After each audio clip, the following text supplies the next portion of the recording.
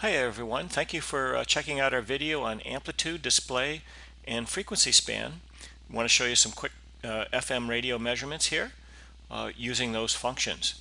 So the first thing I want to do is set my span to 10 megahertz. I'm going to look at the upper half of the FM radio band and the center frequency of 103 megahertz. So now we can see we've got the span we want, the start frequency 98 to the top of the FM band, 108 megahertz. Looks like we need to do something with our amplitude. So let's try about minus 80 and scale for division, say about 5 dB. See how that looks. Okay, that's bouncing around quite a bit. Still have the attenuator on, so let's turn it off. Okay, so let's go down here to trace since it's FM, and we'll just change this to trace averaging. And now we can see the FM signals a little bit better here.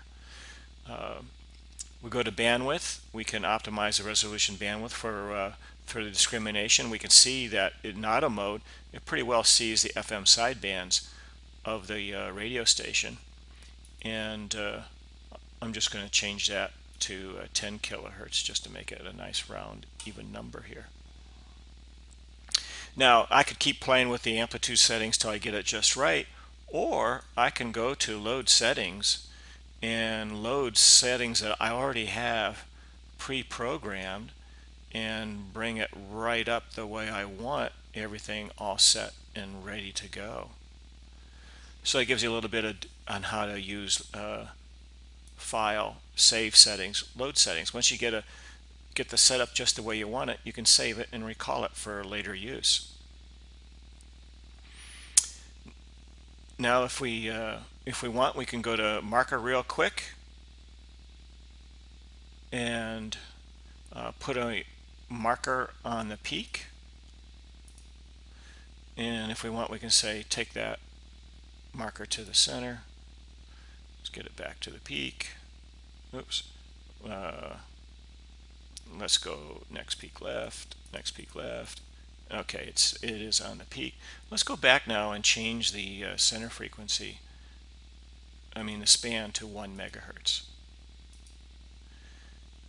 And now we can make the measurements of this FM radio band, check to make sure that the sidebands are meeting their mass for the high definition audio with multiple markers. And that's a quick tutorial on how to use amplitude, bandwidth, and frequency span with a quick view to loading settings, recalling settings, and using the marker function real quickly. Look for more videos and more detail on how to use the markers.